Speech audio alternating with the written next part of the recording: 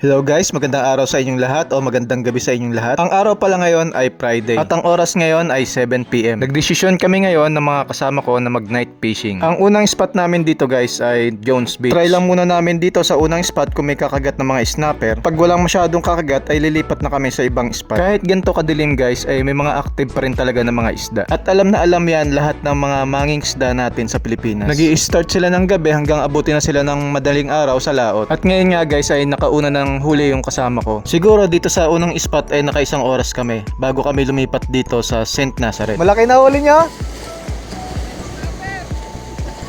At dito nga sa sumunod na spot ay nakahuli na yung kasama ko ng snapper o maya-maya kung tawagin. Dahil sa laki nito guys, siguro aabot ito ng kalahating kilo. Laki oh. Kaya nga eh. Yes. Grabe. Ayaw umano sa may floater eh. Yan, subukan ko pabigat. Pwede nakaano na. Ang laki ng huli.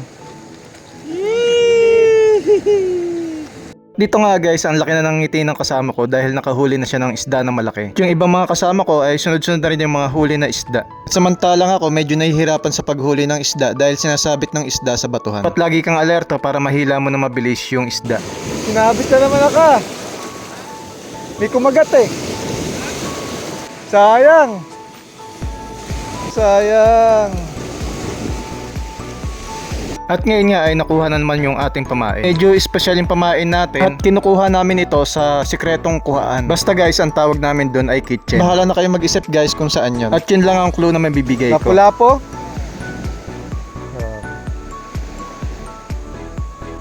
Ito guys oh, yung isang kasama ko nakahuli ulit ng isda. Lapu-lapu. Fishon guys. Nakahuli na rin tayo ng lapu-lapu. Yes.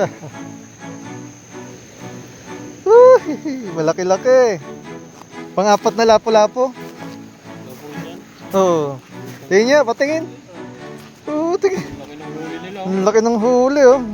At ngayon nga syempre guys ay masaya na naman yung mga tropang angler natin dito sa Tinian Island. Dahil marami na naman kaming huling isda. At syempre guys, kung gusto nyo yung mga ganitong video ay paki-subscribe naman para maging updated ka sa mga susunod ko pang mga video. At syempre hanggang dito na lang ang video na to. Maraming salamat sa panonood and God bless. Peace out guys.